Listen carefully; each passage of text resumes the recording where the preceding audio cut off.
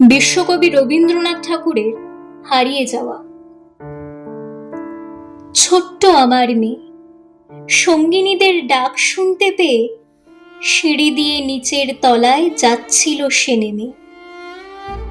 অন্ধকারে ভয়ে ভয়ে থেমে থেমে হাতে ছিল প্রদীপ খানি, আঁচল দিয়ে আড়াল করে চলছিল সাবধানে।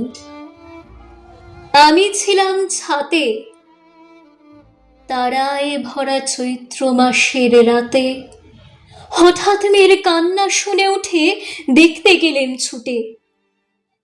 সিঁড়ির মধ্যে যেতে যেতে প্রদীপটা তার নিভে গেছে বাতাসেতে। শুধাই তারে, কি হয়েছে বামি?